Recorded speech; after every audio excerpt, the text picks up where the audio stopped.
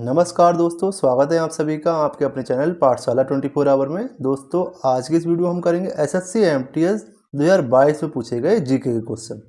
दोस्तों, अगर आप किसी भी ऐसे एग्जाम की तैयारी करते हैं जिसमें जीके के क्वेश्चन पूछे जाते हैं तो ये वीडियो दोस्तों आपके लिए मोस्ट इंपोर्टेंट होगा, क्योंकि दोस्तों एसएससी क्वेश्चन हर एग्जाम में रिपीट होते हैं। दोस्तों, वीडियो को बिना स्किप किए एंड तक जरूर देखिए। चलिए स्टार्ट करते हैं बिना देरी किए। फर्स्ट क्वेश्चन है, ओजोन परत वायुमंडल की निम्नलिखित में से किस परत में पाई जाती है? आंसर हो जाएगा ऑप्शन डी, समताप मंडल। ओजोन परत वायुमंडल की समताप मंडल परत में पाई जाती है। दोस्तों, ओजोन की बात की जाए तो ओजोन का जो फार्मूला है, ओजोन का जो सूत्र है वो होता है O3। और दोस्तों समताप मंडल में ही वायुयान भी दोस्तों समताप मंडल में ही उड़ते हैं। एग्जाम में कई बार पूछा जा चुका है कि वायुयान किस परत में उड़ते हैं। अगर बात की जाए दोस्तों क्षोभ मंडल की, तो क्षोभ मंडल में मौसम संबंधी सभी गतिविधियां होती हैं। मौसम संबंधी सभी गतिविधियां, देखिए बारिश होना, बादल का आना, बिजली कड़कना, ये सभी क्षोभ मंडल में घटित होती हैं। अगला क्वेश्चन देखते हैं, क्वेश्चन नंबर 2। क्वेश्चन है, बांदीपुर राष्ट्रीय उद्यान निम्नलिखित में से किस राज्य में स्थित है? आंसर हो जाएगा ऑप्शन ए, कर्नाटक। बांदीपुर राष्ट्रीय उद्यान कौन से राज्य में है? कर्नाटक में। दोस्तों, कर्नाटक में ही कुछ और राष्ट्रीय उद्यान है जो कि एग्जाम में बार बार पूछे जाते हैं। देखिए नागरहोल जो है वो भी कर्नाटक में है, और है बनेरघाटा, मुदुमलाई और केंद्रमुख। नागरहोल, बनेरघाटा, मुदुमलाई, केंद्रमुख और बांदीपुर, ये पांचों कर्नाटक राज्य में स्थित हैं। अगला क्वेश्चन करते हैं, क्वेश्चन नंबर 3 है, निम्नलिखित में से कौन 1773 से 1785 तक भारत के गवर्नर जनरल थे? आंसर हो जाएगा ऑप्शन बी, बैरन हॉस्टिंग। दोस्तों, बैरन हॉस्टिंग 1773 से लेकर 1785 के बीच भारत के गवर्नर जनरल थे। दोस्तों, अगर बात की जाए लॉर्ड विलियम बेंटिंग, तो विलियम बेंटिंग इन्होंने सती प्रथा का अंत किया था, सती प्रथा, इसलिए इनका नाम फेमस है। अगर बात की जाए लॉर्ड माउंटबेटन, तो दोस्तों जब भारत हमारा आज़ाद हुआ था 15 अगस्त 1947 को, तो उस समय भारत के वायसराय लॉर्ड माउंटबेटन ही थे।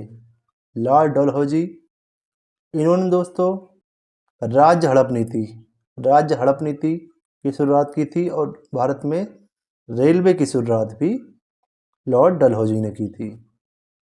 इन सभी क्वेश्चन को भी आप याद रखिएगा, एग्जाम में बहुत बार पूछे जा चुके हैं ये सभी क्वेश्चन। नेक्स्ट क्वेश्चन देखते हैं, क्वेश्चन नंबर 4। देखिए क्वेश्चन है, महाकाव्य पद्मावत के लेखक कौन है? महाकाव्य पद्मावत के लेखक कौन है? तो आंसर हो जाएगा ऑप्शन बी, मलिक मोहम्मद जैसी। मलिक मोहम्मद जैसी पद्मावत के लेखक हैं। अलबरूनी, दोस्तों अलबरूनी ये आया था दोस्तों मोहम्मद गजनबी के साथ। किसके साथ? मोहम्मद गजनबी के साथ। एग्जाम में दोस्तों क्वेश्चन आ चुका है एसएससी के कि अलबरूनी किसके साथ भारत आया था। बात की जाए कालिदास की, तो कालिदास दोस्तों चंद्रगुप्त विक्रमादित्य यानी चंद्रगुप्त द्वितीय के दरबार के कवि थे। चंद्रगुप्त द्वितीय को ही दोस्तों चंद्रगुप्त विक्रमादित्य कहते हैं। अगला क्वेश्चन देखते हैं, क्वेश्चन नंबर 5। निम्नलिखित में से किस अनुच्छेद में शोषण के विरुद्ध अधिकार का उल्लेख है? आंसर हो जाएगा ऑप्शन सी, अनुच्छेद 23 से 24 के बीच। अनुच्छेद 23-24 में शोषण के विरुद्ध अधिकार का उल्लेख है। दोस्तों, अनुच्छेद 23-24 संविधान के मौलिक अधिकारों के अंतर्गत आता है। मौलिक अधिकार दोस्तों कौन से भाग में वर्णित है? तो भाग 3 में मौलिक अधिकार का उल्लेख है, आर्टिकल 12 से लेके 35 के बीच। अगर बात की जाए अनुच्छेद 29-30, तो अनुच्छेद 29-30 किससे संबंधित है? संस्कृति और शिक्षा संबंधी अधिकार से। अगर बात की जाए आर्टिकल 25 से 28, इसमें किसका उल्लेख है? तो दोस्तों इसमें उल्लेख है धार्मिक स्वतंत्रता का। और आर्टिकल 32 दोस्तों, आर्टिकल 32 को संवैधानिक उपचारों का अधिकार का उल्लेख है। आर्टिकल 32 में संवैधानिक उपचारों का अधिकार का उल्लेख है। दोस्तों आर्टिकल 32 को ही भीमराव अंबेडकर ने भारतीय संविधान की आत्मा कहा था। क्वेश्चन नंबर 6 है, शीतकालीन ओलंपिक खेल कितने वर्षों में आयोजित किए जाते हैं? आंसर हो जाएगा ऑप्शन डी, 4 वर्ष में। दोस्तों ग्रीष्मकालीन ओलंपिक खेल भी 4 वर्ष में आयोजित किए जाते हैं। 2024 में ग्रीष्मकालीन ओलंपिक खेल कहाँ होने वाले हैं? पेरिस में। कहाँ पे? पेरिस में। नेक्स्ट क्वेश्चन देखते हैं। क्वेश्चन नंबर 7, स्वर्गीय सरोजिनी नायडू को कौन सी उपाधि दी गई थी? आंसर हो जाएगा ऑप्शन ए, भारत की कोकिला। स्वर्गीय सरोजिनी नायडू को भारत की कोकिला की उपाधि दी गई थी। दोस्तों सरोजिनी नायडू उत्तर प्रदेश राज्य की पहली राज्यपाल थी। ठीक है दोस्तों, अगला क्वेश्चन देखते हैं। क्वेश्चन नंबर 8, निम्नलिखित में से कौन सा अम्ल नारियल के तेल में पाया जाता है?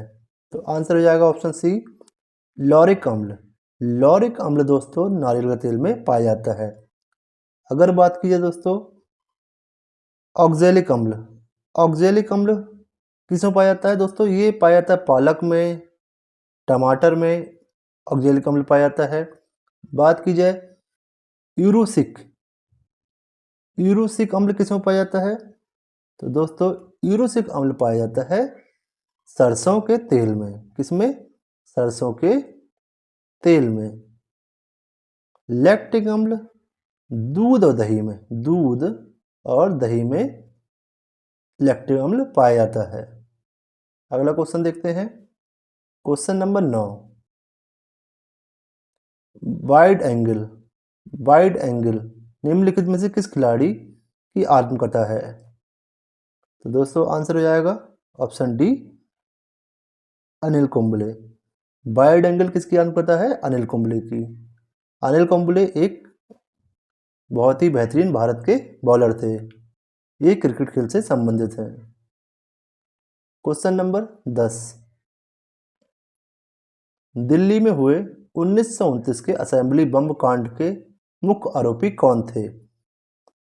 तो दोस्तों आंसर हो जाएगा option D, option B, Bhagat Singh और बटुकेश्वर दत्त।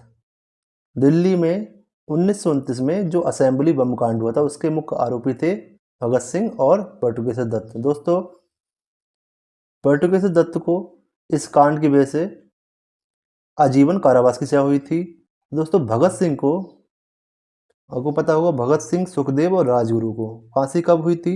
एग्जाम में बहुत बार पूछा जाता है। तो उनको फांसी हुई थी 23 मार्च 1931 को। दोस्तों किस वजह से हुई थी? इन्होंने सैंडर्स की हत्या की थी। भगत सिंह, सुखदेव और राजगुरु ने मिलकर सैंडर्स की हत्या कर दी थी। इस वजह से इनको 23 मार्च 1931 को फांसी दी गई थी। नेक्स्ट क्वेश्चन देखते हैं। क्वेश्चन नंबर 11, भारत में किस धार्मिक समूह के लोग नवरोज उत्सव मनाते हैं? आंसर हो जाएगा ऑप्शन बी, पारसी धर्म के लोग। पारसी धर्म के लोग नवरोज उत्सव मनाते हैं।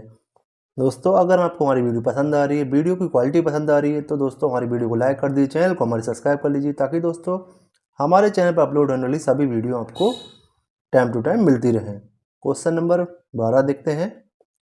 लाला लाजपत राय किस संगठन के एक सक्रिय सदस्य थे? तो आंसर हो जाएगा ऑप्शन सी, आर्य समाज के। लाला लाजपत राय आर्य समाज के एक सक्रिय सदस्य थे।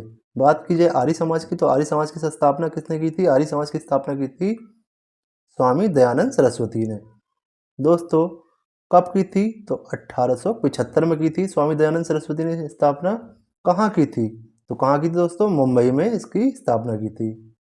अगला क्वेश्चन देखते हैं। क्वेश्चन नंबर 13, ब्रिटिश संसद ने कब ईस्ट इंडिया कंपनी के सारे अधिकार ब्रिटिश साम्राज्य के हाथ में सौंप दिए? आंसर हो जाएगा ऑप्शन बी, 1858 में। दोस्तों 1857 की जो क्रांति हुई थी उसके बाद ये बहुत बड़ा बदलाव आया। ब्रिटिश संसद ने ईस्ट इंडिया कंपनी के सारे अधिकार ब्रिटिश साम्राज्य के हाथ में सौंप दिए थे।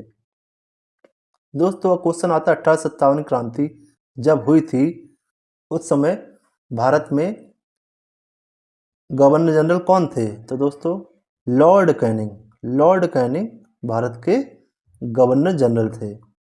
इस क्रांति के बाद दोस्तों 1858 में इनको भारत का वायसराय बना दिया गया था। अगला क्वेश्चन देखते हैं, क्वेश्चन नंबर 14। देखिए क्वेश्चन है, द ब्लू अम्ब्रेला प्रसिद्ध भारतीय लेखक डैश द्वारा लिखित एक उपन्यास है। तो दोस्तों आंसर हो जाएगा option A Ruskin bond. The blue umbrella किसके द्वारा लिखित एक उपन्यास है? Ruskin bond. इंपोर्टेंट क्वेश्चन है आपके आने वाले एग्जाम के लिए। अगला क्वेश्चन देखते हैं, क्वेश्चन नंबर 15। क्वेश्चन नंबर 15, भारतीय संविधान के निम्नलिखित में से कौन सी विशेषता ब्रिटेन के संविधान से ली गई थी? तो आंसर होगा ऑप्शन सी मंत्रिमंडलीय व्यवस्था। दोस्तों मंत्रिमंडलीय व्यवस्था कौन से संविधान से ली गई है? ब्रिटेन संविधान से। दोस्तों बात की है संवर्ती सूची की, तो संवर्ती सूची कौन से संविधान से ली गई है? संवर्ती सूची दोस्तों ऑस्ट्रेलिया संविधान से ली गई है। राज्य के नीति निर्देशक तत्व, राज्य के नीति निर्देशक सिद्धांत ये लिए गए हैं आयरलैंड। कौन देश से? आयरलैंड, आयरलैंड के संविधान से।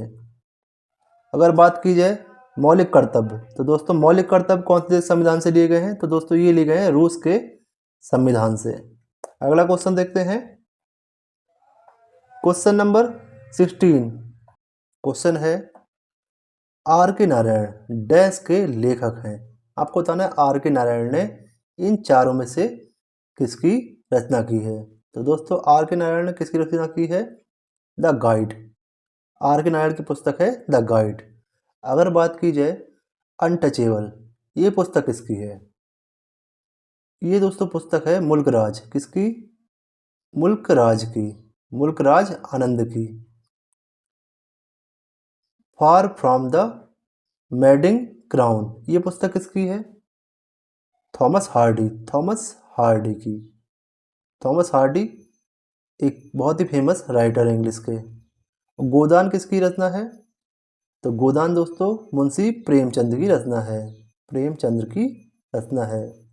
एग्जाम में कई बार पूछे जा चुके हैं इस तरह के क्वेश्चन कि कौन सी पुस्तक किसके द्वारा लिखी गई है। अगला क्वेश्चन देखते हैं, क्वेश्चन नंबर 17। भारत में ब्रिटिश शासन के दौरान लॉर्ड कर्जन ने बंगाल के विभाजन की घोषणा किस वर्ष की थी? तो दोस्तों आंसर हो जाएगा ऑप्शन सी 1905 में। लॉर्ड कर्जन ने बंगाल विभाजन की घोषणा की थी 1905 में। दोस्तों बंगाल का विभाजन रद्द कब हुआ था? बंगाल का विभाजन रद्द हुआ था 1911 में। ये क्वेश्चन भी दोस्तों बहुत बार पूछा जा चुका है एग्जाम में, बंगाल विभाजन कब रद्द हुआ और बंगाल विभाजन कब हुआ? कब हुआ बंगाल विभाजन? 1905 में। रद्द कब हुआ? 1911 में। दोस्तों भारत की राजधानी दिल्ली भी 1911 में ही बनी थी। इससे पहले क्या थी? इससे पहले कलकत्ता थी। ठीक है, कलकत्ता। ठीक है, नेक्स्ट क्वेश्चन देखते हैं, क्वेश्चन नंबर 18। जून 2023 तक हमारे संविधान की कितनी अनुसूचियां थीं? जून 2023 तक हमारे संविधान में कितनी अनुसूचियां थीं? तो आंसर हो जाएगा ऑप्शन सी 12। दोस्तों जब हमारा संविधान बना था उस समय भारत में कितनी अनुसूचियां थी? तो दोस्तों 8 अनुसूचियां थी उस समय जब भारतीय संविधान बना था। वर्तमान में कितनी है? 12। अगला क्वेश्चन देखते हैं, क्वेश्चन नंबर 19 है, बिहू किस राज्य का लोक नृत्य है? तो आंसर हो जाएगा ऑप्शन ए आसाम। बिहू किस राज्य का लोक नृत्य है? तो बिहू दोस्तों आसाम का लोक नृत्य है। एग्जाम में बहुत बार पूछा चुका है ये क्वेश्चन, बिहू कौन से राज्य का लोक नृत्य है। अगला क्वेश्चन, क्वेश्चन नंबर 20। देखिए क्वेश्चन है, राज्य विधानमंडल में धन विधेयक पेश करने के लिए किसकी पूर्व अनुशंसा की आवश्यकता होती है? तो आंसर होगा ऑप्शन डी राज्यपाल। तो दोस्तों राज्य विधानमंडल में जब धन विधेयक पेश किया जाता है उससे पहले राज्यपाल की अनुमति लेनी होती है। तो दोस्तों अगर बात की जाए संसद की, तो संसद में दोस्तों धन विधेयक पेश करने से पहले किसकी अनुशंसा की आवश्यकता पड़ती है? तो राष्ट्रपति की। किसकी? राष्ट्रपति की। एग्जाम में क्वेश्चन बहुत ज़्यादा पूछा चुके हैं ये दोनों। नेक्स्ट क्वेश्चन करते हैं, क्वेश्चन नंबर 21। किस राज्य में जूट मिलों की अधिकतम संख्या है? किस राज्य में जूट मिलों की, जूट की जो मिल है उनकी संख्या अधिकतम है? तो दोस्तों आंसर हो जाएगा ऑप्शन डी, पश्चिम बंगाल। और दोस्तों ऐसा क्यों है? क्योंकि दोस्तों पश्चिम बंगाल में भारत की सर्वाधिक मात्रा में जूट का उत्पादन होता है।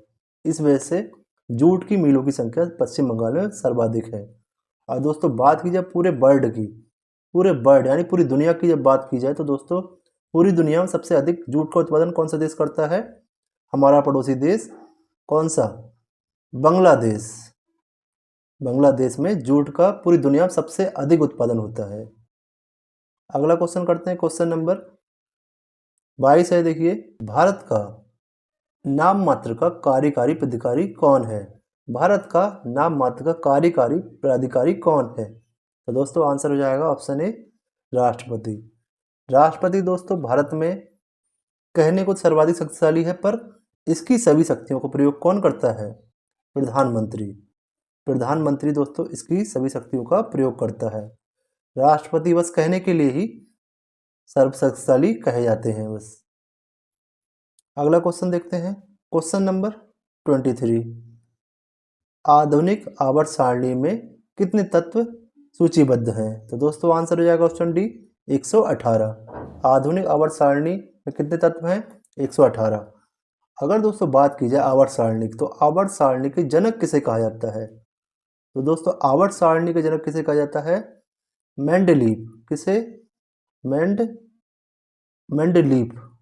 मेंडलीव को दोस्तों आवर्त सारणी का जनक कहा जाता है। आधुनिक आवर्त सारणी की अगर बात की जाए तो दोस्तों आधुनिक आवर्त सारणी के जनक कौन है? तो आधुनिक आवर्त सारणी के जनक हैं हेनरी मोजले। हेनरी मोजले आधुनिक आवर्त सारणी के जनक हैं। अगला क्वेश्चन देखते हैं, क्वेश्चन नंबर 24। वह ईरानी शासक कौन था जिसने 1739 में दिल्ली शहर पर हमला किया और भारी मात्रा में धन दौलत लूट लिया? तो आंसर होगा ऑप्शन डी, नादिर शाह। दोस्तों नादिर शाह ने 1739 में दिल्ली पर हमला किया था और भारी मात्रा में धन दौलत लूट लिया था।